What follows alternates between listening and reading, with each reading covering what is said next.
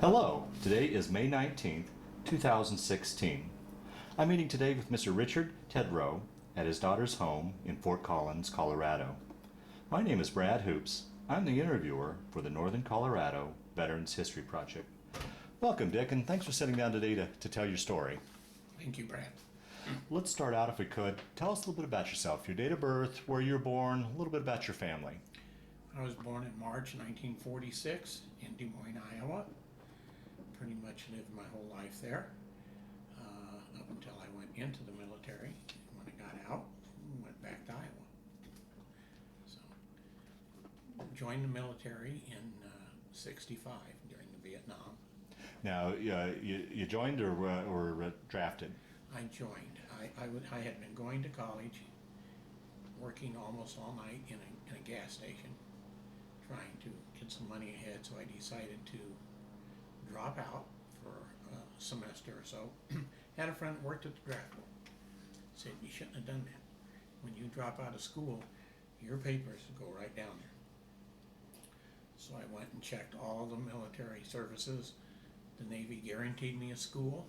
I went with the Navy, got home, checked the mailbox on my way in, and there were my draft papers. Oh, boy. Oh, wow. Oh. So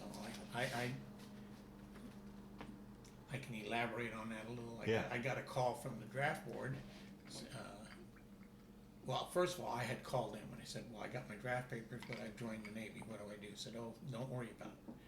The day I was supposed to report for my physical, I got a nasty call that said, where are you? I'm at home. Well, you stay right there. We're sending somebody to get you. I said, wait a minute. I joined the Navy, and I told him, I said, just a minute. Apparently he made a phone call or something, found out I had. He comes back on the phone. Oh, congratulations, Mr. Tedrow. Enjoy your career at the Navy. You know? So that's, like I say, so I missed the draft at that time, and I went into the Navy. How long after you enlisted before you went off to boot camp then? It was just a matter of months. Oh, was it? Yeah. And I went to Great Lakes. It was the only place I was at pretty much where it was cold all during my enlistment. It was so cold, the wells were frozen so deep that we didn't do much firefighting. The one thing I really needed later on. Yeah, right, yeah. And went through boot camp 6 weeks, 3 days, because that was during the big buildup over there. So, it was in quick and wasn't so much physical as they tried to break you mental. And how was that transition for you going from civilian life into military life? I'd always worked and things, and it wasn't that hard for me. We had guys in there that cried all night and stuff, and it just didn't bother me that much. So, but anyway, so we left there, and got out of boot camp, went to Sanford, Florida to catch my squadron. I was guaranteed an A school, but it was not open yet. So I went from there to the Mediterranean to catch my squadron, at that time it was VAH-11, and finished up that cruise over there, came back, went to A school. Well, let's back up. That begs the question. Here's a boy from landlocked Iowa going to sea. How was that for you? Did you get your sea legs, or how was it? A carrier's big, and unless it's really rough, you really don't notice it that much, or at least I never did. Leave port, and I pretty much worked night check, and I'd get up in the morning, we were at sea, and sometimes, oh, okay, but no, that didn't bother me. But the trip to Italy was interesting. It was 3 of us from catching my squadron. Everybody flew standby at that time, but our orders were, we had assigned seats on this plane, and they're checking us in, they're figuring, standby. Says, wait a minute, are you guys spies or something? You got seats. So flew over on a 707, which was the big airplane at that time. Got to Naples. We were there a while. The carrier had got involved in a rescue operation, so it went into Toronto, Italy. Took the HO gauge trains over there down to Toronto, Italy, and finally caught my squadron. So. Huh. And how was that experience? Because I imagine growing up, I don't know how much you traveled too far away from home. Now you're in Italy. It was interesting because of the three of us, when we landed in Rome, and we had to go to Naples. And we didn't have any information. The guy cut our orders. We said, well, what are we doing when we get there? He said, I don't know. I've never been there. But we met a Navy chief, and he kind of helped us along a little bit. But we could see this other little airplane we were supposed to get on. And so me and the guy named Richard Sweet, we watched the bags, and the other guy went to get tickets to get over to this other plane, come back. These tickets seemed pretty expensive. Figuring out they sold him a tour of Rome tickets. So we had to take that back. Of course, they gave him the money back in lira. We have no idea what that is, you know. So we finally get this. We take a little taxi over to the plane. We said, well, we got to give this guy a tip or something. So we gave him some money. Man, he grabbed our bags, hauled them in. We gave him about $20. We didn't realize that. And you could see the distance we went, you know. So anyway, then we went from there to Naples, and like I say, was there just about a week or so, and went over and finally caught my squadron.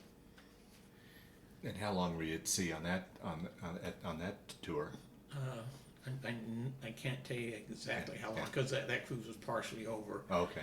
But in my 4 years in the Navy, I was 3 years, 8 months at sea. Really? Wow. And that has to do with and that was the USS Forrestal, VAH-11. Came back to the States, went to A school, which was photography, School of Photography. Now, is that what you had requested or tested for? It really was. Okay. First thing they told us in boot camp, don't put down photographers. We got all we need. First thing I put down was photographers. But it's not like it sounds. Our squadron transitioned into RV AH-11, which flew the Vigilante, the RA-5C, which was a recon bird, a spy plane basically. Oh, wow. So all of my photography was working with the electronics and things on the plane. It was this plane made its first flight like in 52 or 53, and it was a Mach 2 aircraft. Really? Wow. Yeah, it look up RA-5C Vigilante sometime. It's a beautiful bird. Pain to work on, but it was a beautiful bird. So anyway, we went back, and we were then RV AH-11, went back to sea again on the Forrestal, and this was now 67, and in July 29th is when she blew up.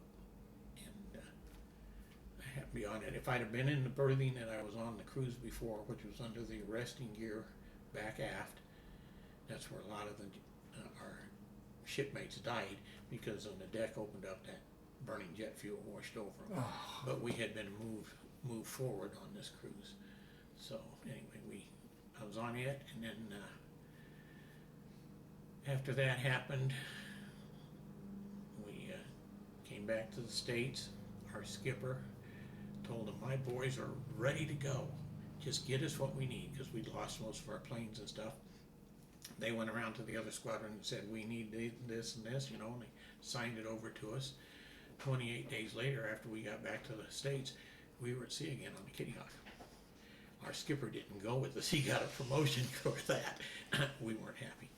So, well, let's back up and talk about, so you went, that happened off the coast of Vietnam, or where? Yeah. So talk about that cruise leading up to that, and then talk about the actual day, and go through, if you don't mind going through, for those that aren't familiar with that tragedy. To me it just happened, and I have a hard time believing it's over 40 years ago now. Wow. They still use pictures and things from the Forrestal in firefighting schools, because they learned a lot from that. But we caught the Forrestal on the East Coast, went down around Rio de Janeiro. Oh, really? We were the first carrier or anything to stop there since World War II. We were there like 3 days, and the prices went like this. Just a vertical climb while we were there. I happened to get leave the first day and the last day, so I could see the big difference. So anyway, that was interesting. And then we went on over to Vietnam. We were there just... So you went around the Horn, you didn't go through the... Yes, we went around the Horn. Oh, wow. Yeah. I've crossed the international date line and all that. But so anyway, we got over there. We were there just really not very long, and there was a rocket on a Phantom that fired. For some reason, there are different versions on why it happened, and it gets a little detailed, so I won't go into that. Yeah, but right. it went over and it hit McCain's aircraft. Mm-hmm. And McCain was flying a scooter, which is little A4 and it's basically fuel and armament. So he got off of it and everything, and a 1,000-pound bomb dropped off of this plane. These bombs that were given to, we were ordered to take, came from the Philippines. They were like World War II stuff. They were old. Some of them were even dripping stuff on them. The old compounds, not the newer stuff. From what I understand, the ordnance officer on the Forrestal did not want to take them, said, no, you're taking them. And we did. And so anyway, when this bomb dropped off, a chief ran out with a CO2 extinguisher trying to cool that bomb. And then a fire crew was running out with hoses. That bomb goes off, the chief's gone, and the fire crew's gone, and the hose is cut in two and just flopping around. Of course, that explosion got the plane next to it, it just burned all the way around. Our two planes, the Vigilantes, were sitting pretty close to across from the waste catapults. That's what launches the birds. And since we only had fuel and no armament, because they didn't carry armament, Mm-hmm. they kind of exploded and burned, but they were able to push them over, and that kind of left a fire lane between the middle of the ship. Otherwise, it probably would have walked all the way forward and we'd lost the ship. We almost lost it anyway. We lost 134 men right away. I've heard various numbers on how many were wounded. Some of them probably would have been better off dying later. Yeah. So anyway, we just fought. I always said I fought the fire for 3 days, and later on found out it was 4. When we pulled into the Philippines at the pier, they had fire trucks waiting on the pier for us. Now, where were you when this all started? And I worked night check. Right. We worked from 7 to 7. So we worked from 7 at night till 7 in the morning, and we launched the first launch that morning. Guys just getting up, you don't want them up on the flight deck. Very dangerous. yeah. And they would do the same for us. So we launched it and then went down and ate my supper, which was everybody else's breakfast, and went to bed, had just gotten into bed. 10:52, it was fire on the flight deck aft. If a piece of toast burns, it's a fire, you know. Then the next thing it was general quarters. So jumped up. What was your general quarters? The ASSC shop, Airborne System Support Center, and it was back about midship anyway. So, but on the 03 level. So headed back, got into Hangar Bay 1, got into Hangar Bay 2, and boom, it lit up, and I was sitting on my hind end, and kind of dazed. You know, I got up, started aft again. Boom, I was sitting down again, and then we were ordered forward by an unknown officer, and they started closing the big doors in the hangar bay that kind of divided into three hangar bays, and then just kind of went forward, and they started passing foam. A line just formed and started passing cans of foam, and I didn't know for hours if we were under attack or what had happened. Yeah. Wow. You know, so. And after that, I guess I was involved in one of the parties going around looking for survivors or people that were wounded or whatever. And we went into a fuel farm, which is a dead end. You can't get off the flight deck there, where they brought the fuel hoses out for the planes and things. And we found a guy there, and I don't know if I really want to put this in, but because the way we found him, he was like this in the corner, his knees up to him, had his Mickey Mouse ears on, the sound protection, his goggles down. He looked pretty fine. Walked up and touched him, the meat just fell off of him. But you know, you don't tell family, you tell them when they died instantly. Yeah. So anyway, I had no idea who he was or anything, and that was probably one of the worst things I seen. Yeah, as a 20-year-old, 19, 20-year-old boy. And the hangar bay, that's where the makeshift morgue was, and it just stunk down there. So we'd been eating, like K rations and stuff, and then the first meal we were able to get was in the forward mess hall. The back one wasn't open yet, and went up there and they had fried chicken. And people were just dropping their trays and walking out. But that was the Forrestal, and then after the Forrestal, we went out on the. How long did it take you to get back to the Philippines? Did you went back to the Philippines? Well, like I say, I always thought it was 2 days, but I guess it was 3 days. 3. Oh, okay. And like I say, they had fire trucks waiting there. Actually, when I finally got into the ASSC shop, Airborne System Support Center, we opened the hatch between the inner hull and the outer hull. That's where our sea bags were stored. It was so hot in there they burst into flame. Oh. Lost my sea bag. And so then they were putting that one out too. So anyway, then like I say, after that cruise, went out on the Kitty Hawk, made 2 cruises on it, again Vietnam. And then pretty much routine for the military over there, just do what you have to do, and that was it. I might have considered a career in the Navy, but when a ship blows up, even if it's an aircraft carrier, there's only so far you can run in its water. Yeah. So, that was it. Now, with your position, did you actually go up in the plane, or did you just? No, this plane had a pilot and a ran, and the gentleman in back, he couldn't even see the pilot, and he ran all the electronic equipment. Like I say, it was a Mach 2 aircraft. They lost quite a few vigilantes over there because they were unarmed. They would fly over before strikes and get the intelligence, and then they would send them back over, and they're unarmed. So we had Phantom sometimes for escorts, but still that don't help you, and they would get knocked out and things. But I don't know if we want to say lucky, but we only lost 1 crew all the time I was with Heavy 11, and that was kind of funny because I had downed the bird for the launch. There was a pipe that took hot air and put it back into the camera bay to keep it warm and stuff at high altitudes, and this thing was like a small Volkswagen. You cranked up into it, and this had to line up, and it had a sealed metal gasket in there, and you launch out. Well, it was leaking, and it's not supposed to launch with that. And I said no, and a chief, he put on 2 pair of gloves and he changed this seal. Another thing you really weren't supposed to do. They lost the bird. I worried for a long time, did they lose it because of that thing, but apparently it was enemy action. But other than that, that was pretty much it. Yeah. So now, did you work on the equipment, or did you process the information that came back? What was your role in this?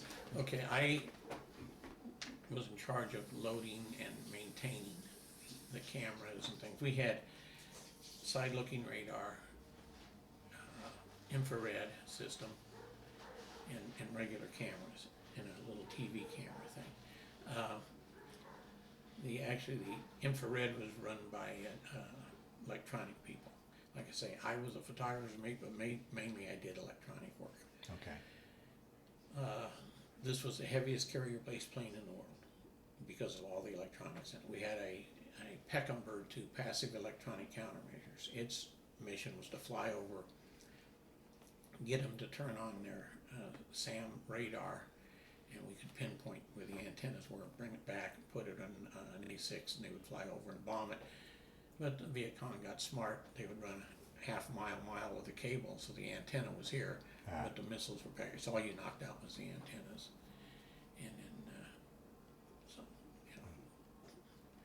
but like I say, it was, I seen a lot of the world. I basically went around the world twice. Is that right? Yeah. And got to do an R&R in Bangkok, Thailand, and Taipei, Taiwan. And when we were in that short time over in Europe, I got to go to a lot of different places. But mainly it was, Hong Kong. I went to Beirut, Lebanon, if you can believe it. Really? That's no longer a port of call by any means. Well, talk a little bit about what life is like on a carrier. I mean, it's basically a floating city. Your living conditions, food, what you guys did when you weren't on duty, just general day-to-day life on a carrier. Well, it's about 5,000 men on there, almost 100 aircraft. Like you say, floating city, we had a TV station, we had a radio station, newspaper, and stuff. But in a war zone like that, you know, it's not the same. Food, basically one day we would bring on fuel, the next day we would bring on rations, food and stuff, and the next day would be armament, you know, bombs and stuff. Rest of the day and then start over. So if you weren't at flight ops, you were bringing on stuff. While we were there, they had that little incident over in Korea. Oh, right, yeah. And they sent the Enterprise, the first nuclear carrier, up there, and it was all kinds of stuff in the news about it, you know, the big E's up there and all this and that. When the big E came back, there was just 2 carriers holding the line at that time in Vietnam. When it came back, we snuck up there, not a word said on it. We photographed every square inch of that rock. If they moved a rock, I could have told you. But the cameras, a lot of people won't remember this, but the old photo mark shops where you know 1 hour processing, that kind of came from our carriers. Oh, really? Yeah. Oh, interesting. They would, we would put that film in there, they'd run it through the machines, and it would be coming out over the light tables, you know, very, very quickly. Sometimes before the pilots were done debriefing, they were already seeing photos. So, Now, did your position require additional security clearance? Did you have? because of our squadron, almost everybody in it had to have at least a secret clearance. Oh, really? Yeah. So did that involve sending FBI agents back to Iowa? Apparently, they checked at my school and stuff. And then when I got out of the service, I worked for Johnson Control, and which was the old pneumatic controls for heating and air conditioning and things. So, living in Des Moines, Iowa, you know, we're first in the nation caucuses, so we get all these people through. But a couple times, like the president was coming through, and they needed to have the systems checked, so I would get sent there, and I honestly believe it was because of my security clearance in the service. Right. Because I was the only one that ever did that. So altogether, you went on 4 cruises, one to Europe and 3 to the Pacific. Right. Yeah. And the one in Europe was not a full cruise because Right. I got in the middle of it. The Forrestal was cut short. Then out on the Kitty Hawk, come back on the Kitty Hawk, and then I did a little A school, or not a school, but a school in between, and then back to sea again on the Kitty Hawk. Come back from the Kitty Hawk the last time, got a little leave, went home, got back to, at that time it was Albany, Georgia, because they'd closed the Sanford base, and found out if they could get me processed, I was getting out Monday. Oh, really? So they got me, and we had, our squadron was supposed to be so you could drop us on an island, and we had everything we needed. So we had somebody in medical. So I would go in to check out. The guy from our squadron would grab me and, you know, check everything off, and they got me out in time. So. Oh. So I got out just a little early, the 1st of October instead of like the 27th. And then came back to Iowa. Yeah. Yeah. And I guess the reverse question to that, after 4 years in the Navy and what you went through the Forrestal and stuff, how was that adjustment getting back into civilian life again then? Well, you know, getting a job, and then I met Jane. I had known her beforehand, and we ended up getting married, and we had two daughters. My wife's probably a bigger hero than I am. She has cystic fibrosis. Oh boy, yeah. And she's, I won't say exactly how old, but she's in her 60s, and as far as we know in Iowa, she might be the oldest person there that's alive. She's lost a brother and a sister too. Really? Oh boy. Yeah. So anyway, so we feel blessed having the daughters, and you know, there's 5 grandkids, and one's got about 4 classes left, and he's done with college, and we have one graduating this weekend, and then there'll be 3 more graduating. Christine, our daughter here, is getting her master's. Our other daughter has gotten her master's, so That's about my story, I Yeah. guess, up till then. And then I just got old. So you said you went to work for Johnson Control. Is that where you ended up making your career then? Well, when I first got out, I actually went to work for Burrows Corporation. Okay. Then I went through the plumber and steam fitters local, and ended up with Johnson Control on there. I was kind of specialized in control fitter, because back then all the lines were pneumatic, so you bent small copper lines and stuff. And I ran a service truck for 30 years for them, and go troubleshoot things and whatever, which was great. Met a lot of people. But since I retired, I look up on somebody on a rooftop unit, it's 20 below, and I say, that's not me. Or it's 110 up there, and I say, that's not me. So, Yeah. Well, through the years, did you ever, was there any sort of reunions, any of the guys you kept in touch with that you served with? We went, a couple years ago now, we went to Branson, Missouri. They had a Forrestal reunion there. There was no one from my squadron there at that time, but it's not just the people that were on the fire. This is for the whole life of the ship. Right. And it would have been thousands of guys that had been on it. Right. So I do belong to that group. There's one guy that emails me almost every day, but other than that, no, it's I'm not kept in touch. It just like I say, when I got out, I guess I just wanted to put it all behind me. Oh, absolutely. And I don't even think I realized that till later. My wife told me that for the first 2 or 3 years after we were married, I would have bad dreams. Oh, really? Oh, boy. After the Forrestal blew up and we got on the Kitty Hawk, we were out, and about noon they did tested the fire alarms, the general quarters and that, and I was in my rack. I had a middle rack. They tell me this, I don't remember it. I guess the fire alarm went off. I rolled out of my rack, grabbed the guy above me and the guy below me, pulled him out of their rack, and they said it was a test. They picked me up and threw me back in, and I don't remember a bit of it. Oh, boy. So. But just after those first years, that all kind of went away, or do you still have?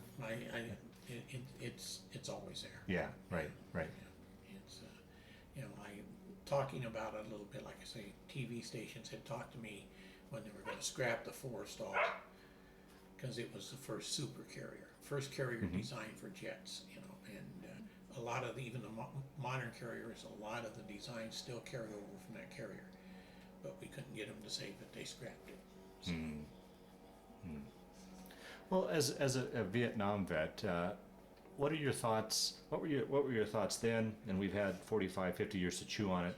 Your thoughts in the Vietnam War now, and do you have an opinion on that at all, or a thought about that at all? Yeah, I've always had kind of an opinion that it was kind of a waste of manpower, people.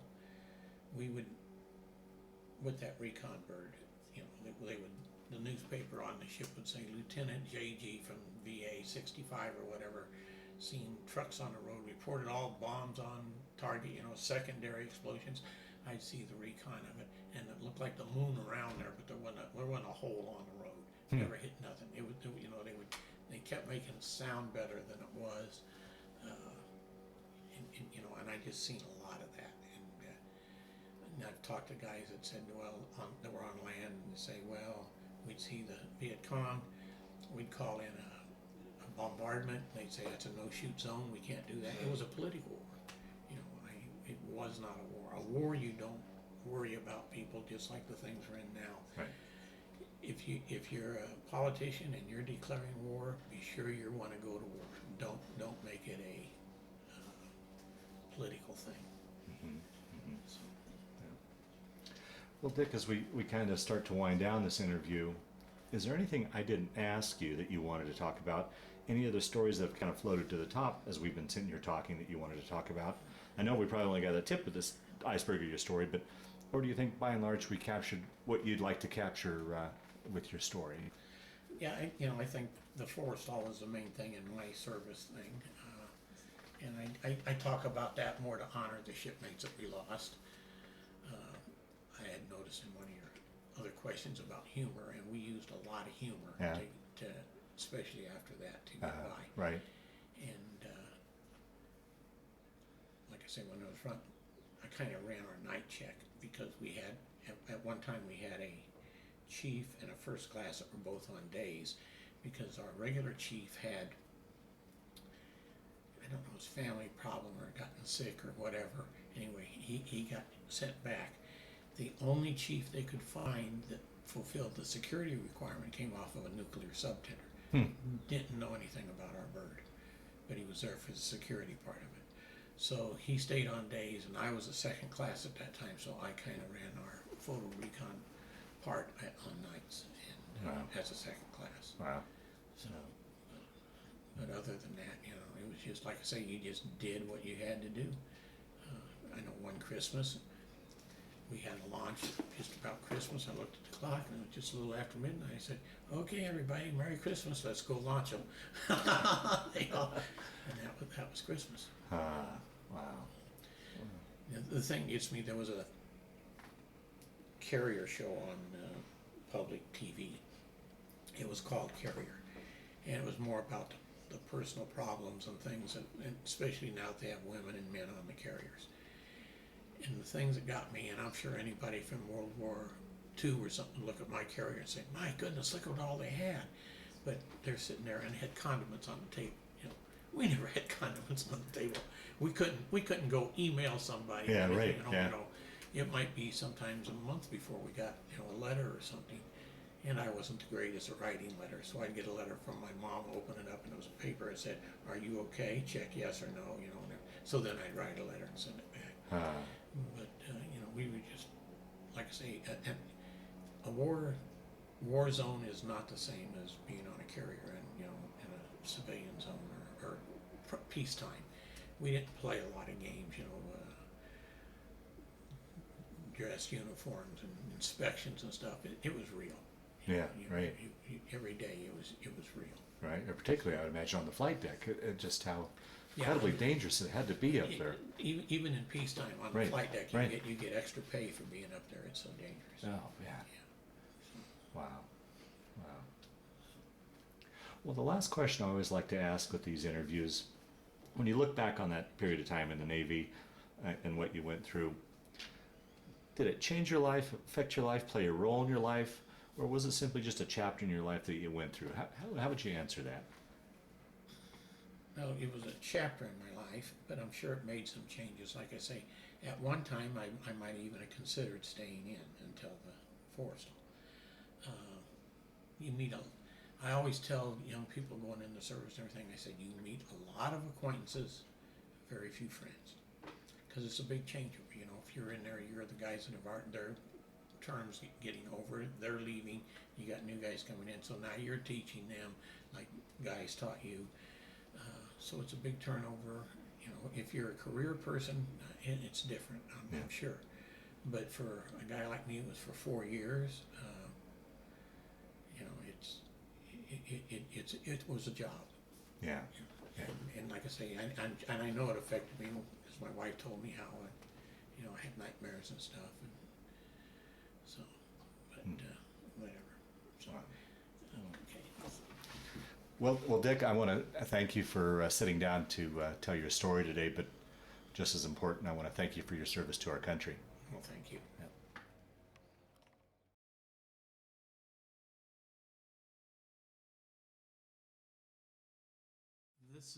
This is the guys that were in photo recon at the time of the Forrestal. I am the little guy with the glasses right there. Okay. This was one of the guys that went over to Europe with me. Trail had left at that time. He went over to another carrier. This is our bird up here, the Vigilante. Swing up to that. Okay. And like I say, and then they said about humor, this is what kind of things that kept your sanity, just doing stupid things like this. And this is at the start of the fire, after the Phantom has blown up the A4. These are R2 planes, the Vigilantes, that were side by side. As you can see, the noses broke off. It's burning, but there's no armament on it. They were able to push these two birds over and made a fire lane. And if they hadn't have done that, it probably would have walked all the way around the ship, and I don't think we'd have saved her. Wow. Unbelievable. I know it's not a very good picture, but this is Admiral Lanham inspecting the damage after we were headed back to the Philippines. I happen to know him from the photo recon stuff. And so that's me in the background. He seen me on the flight deck and said, "Tedrow, come along." So I did. Wow. When the Admiral says come along, you come along. Yeah, right. So, Wow. but,